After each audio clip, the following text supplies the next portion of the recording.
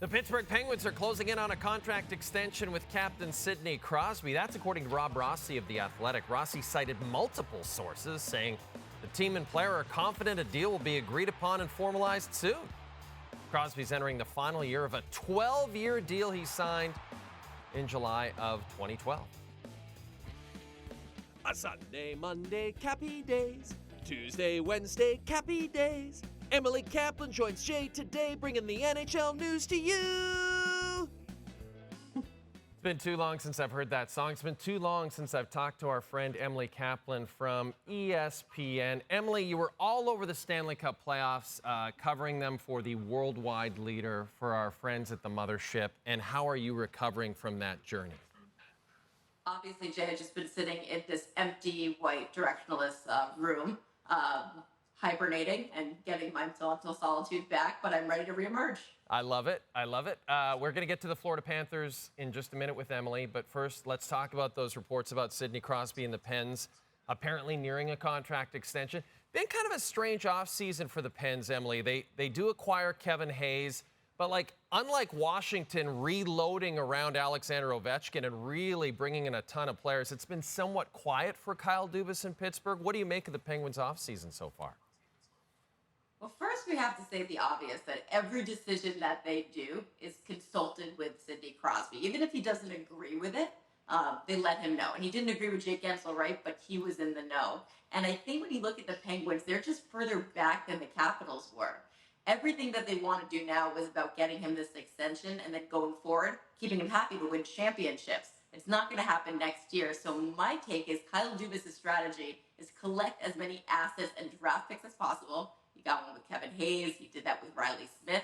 So they can take a step backwards this year, but then hopefully in 2-3 years from now, take that move that the Capitals are doing so that Sidney Crosby can be happy with this new extension, run it back with Evgeny Malkin and Chris Letang, and see how it goes. Okay, now let's get back to those Florida Panthers, Emily. They've lost a number of their Stanley Cup champion players. Brandon Montour goes to Seattle. Oliver Ekman-Larsson goes to Toronto, to name a few. They get Sam Reinhart re-signed. That's good news. There are rumors that they could potentially look to trade Aaron Ekblad to free up some cap space. Can you help us make a little bit of sense of what you think Florida is doing after they've won their first Stanley Cup? Well, first, Jay, it's really hard to keep the band back together, even if you're in a destination place like Florida where the culture is really good, the weather is better, and the taxes keep your pockets flush. Guys do want to take less to stay there, but then free agency happens, and some players can make life-changing money, like Brandon Montour and maybe Ryan Lomberg is another example.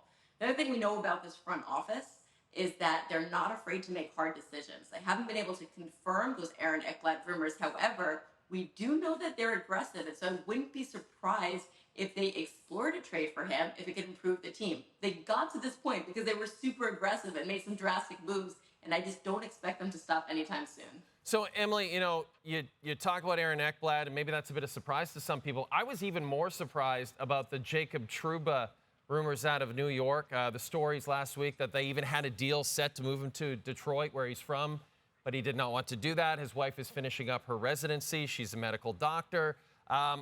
Do you feel like at this point Trouba's staying, or should we keep our eyes out for a potential deal here sometime in the near future? Jay, if I had to put my money on it right now, my gut is he will be on the Rangers opening night roster, even though this was a really uncomfortable process over these last several days and weeks.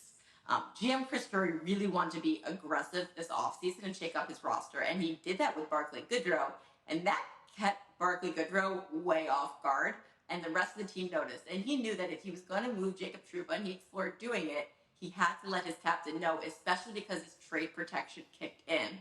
There was a deal in place with the Red Wings, I am told, and Jacob used the power given to him that he earned in his contract to block it, and that's within his rights. So unless something changes now in the next 3 months, where something makes sense for both the Rangers and one of the 15 teams on Jacob Trouba's roster, he's going to come back to this team, and we're going to see what type of captain he is and also how strong the leadership is for the New York Rangers, because again, this was a really awkward and uncomfortable situation behind the scenes. Yes, awkward is definitely the word that comes to mind.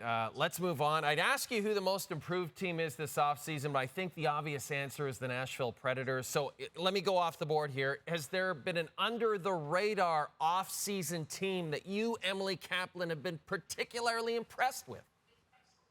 I love what the Chicago Blackhawks did, and I think that GM Kyle Davidson can do this because he has such a long leash from ownership. But he basically said, we cannot be as bad as we were last year. He also saw that he was putting some of his top prospects in positions that they weren't ready for in the NHL. So he went and looked at the free agency market and said, give me every likable and exciting veteran that could possibly help or protect Connor Bedard, and let's sign him. And let's make the Blackhawks really entertaining next year, put fans in the seats, and then let our prospects over-ripen in the minors so that when they do come up to the NHL, they're on the same timeline as Connor Bedard. I think it's fantastic. I think that people in Chicago will get very excited, and I think it puts them on the right track in this rebuild of taking that big step forward.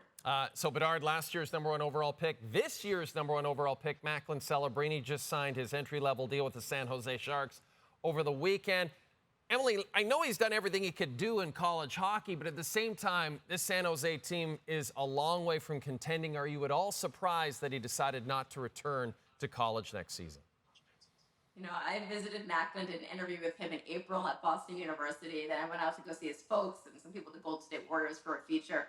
I probably could have told you then that this would have been the decision. And then once Mike Greer, their GM, started making the moves that he did, like bringing in Barclay Goodrow, Ty Dellandrea, good veterans to put around Celebrini, like we saw them do with Bedard last year and this year, I think nobody should have been surprised by this. Everyone wants a comparison for this kid.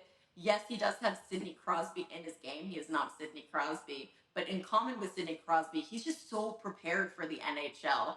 The way he sees the game, the way he competes, the way he prepares off the ice. So like you said, he did everything he can do in college, and it's time now to get him in a Sharks uniform, sell some tickets, get that fan base excited, and build around him.